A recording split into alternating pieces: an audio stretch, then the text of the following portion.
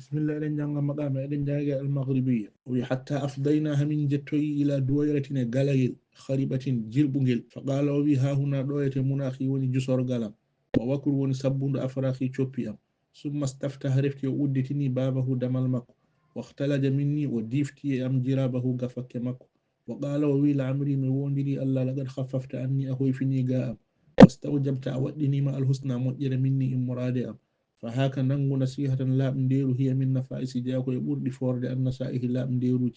ومغارس آوان دي المصالح مؤجريج وأنشد ويمي إذا ما حويت جنا نخلة فلا تقربنها إلى قابل إذا ما حويت سافنني جنا نخلة بتيري تمروي فلا تقربنها وتبلك إلى قابلها موري وإما سقطت على بيدر فحوصل من السنبل الحاصل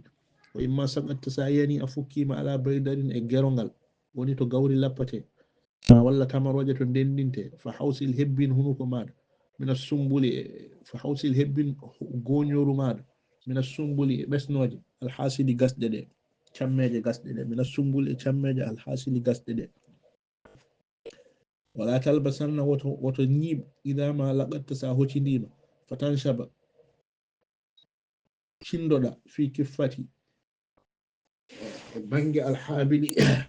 daddowo في كفتي بانجي الحابلي في حبتي غاتشونغول الحابلي ددو ولا توغلن وتصرك إذا ما سبحت ساينيما فإن السلامة كسل في الساهل ونكو يفونغ مايو وخادب حال دير بهاتي أدو وجارب نوتر بسوف ياما وبآجلا يايكو ودي منك إمادة بالآجل كو ياتي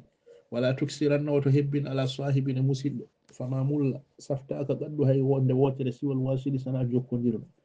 ثم قال رفتوي أخزنها موفتد في تامورك إبرد ماذا واقتدي بها نيمتنا في أمورك في يكوني ماذا وبادر كان لا إلى صاحبك فعود وندي بماذا فيك لأتي إن دينك ربك جون فإذا بلغتهم سيتم فأبلغهم يتم بتهيتي كالمنالا واتلو عليهم جنغا إدوم بوصيتي وسياجا وقل لهم عني بيا نامي بي إن السهر هيرد في الخلافات شاك نوجي لمن أعظم جاكو يقول مولد الآفات مصيبة بلو بكتوجي ولست ألغي ملاتك من بيرلو اختراسين دينكا ولا أجلب من فوتها الهوس الدائرة إلى رأسي في أولي أهورا قال الراوي كبرو أوي فلما وقفنا دند من دريم على فهو شئيره كموفته مرمكو ودلعنا من جلتهم على نكره شاكنوجي مكو ومكره هدر مكو تلاومنا من بلندري على تركه أتشدمو والاختيار هم تراد بإفكه بنال مكو ثم تفرقنا رفت من شرتي بوجوه جيس باسرة نيربنية وصفقة هبنا جيغ خاسرة صوين صلى الله على سيدنا محمد وعلى آله وصحبه أجمعين